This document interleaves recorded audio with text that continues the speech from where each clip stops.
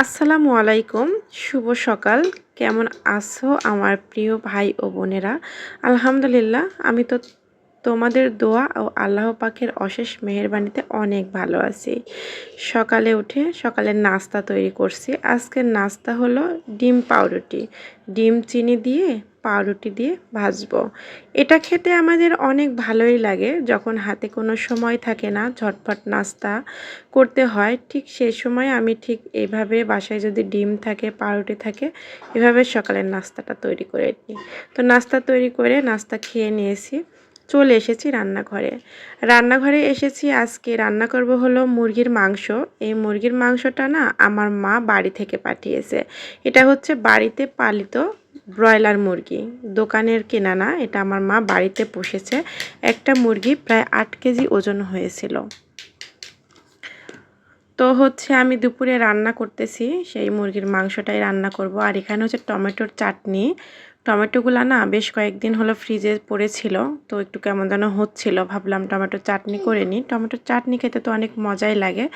তো চাটনিটা হয়ে গিয়েছে, এখন হচ্ছে এখানে মাংস রান্নার জন্য পেঁয়াজ ভেজে নিলাম, সাথে গরম মশলা। আর এখন মাংস রান্নাতে যা যা মশলা লাগবে সবই এক এক করে দিয়ে দিব। হলুদ গুঁড়া, মরিচ গুঁড়ো, ধনিয়া গুঁড়া, লবণ, আদা রসুন, জিরে বাটা, মানে যা যা লাগবে, তেজপাতা, গরম মশলা সব কিছু দিয়ে একটু হালকা পানি দিয়ে কয়টা কাঁচামরিচ ফালি দিয়ে সুন্দর করে কষিয়ে নিলাম। আর এদিকে দেখো, তরমুজ কিন্তু নেমে গিয়েছে। ঢাকা শহরে সারা বছরই তরমুজ পাওয়া যায়, কিন্তু সিজনাল তরমুজগুলো না এখনই নেমে গিয়েছে। তো আজকে নিয়ে আসছে তরমুজগুলা, অনেক ভালো ছিল। আমি তো দেখেই মানে একদম মন শান্তি। আর এত বেশি মিষ্টি ছিল, কি আর বলবো, একদম পাকা লাল টকটকা, একদম দেখতেও যেমন সুন্দর, খেতেও ঠিক ততটাই মজা। আলহামদুলিল্লাহ, অনেক মজা ছিল। আল্লাহর কাছে লাখ লাখ শুকরিয়া। তো তরমুজ একটু খেয়ে নিয়ে এলাম, এখন আবার চলে আসলাম রান্নাঘরে। মুরগি মশলাটা কষিয়ে ধুয়ে পরিষ্কার করে রাখা মাংসটা দিলাম। এখন আস্তে আস্তে এটা কষিয়ে নিব। এটা যেহেতু বাড়িতে পালিত, তাই এটা কিন্তু প্রায় দেশি মুরগির মতো শক্ত। এটা অনেকটাই সময় লেগেছিল আমার কষিয়ে কষিয়ে রান্না করতে।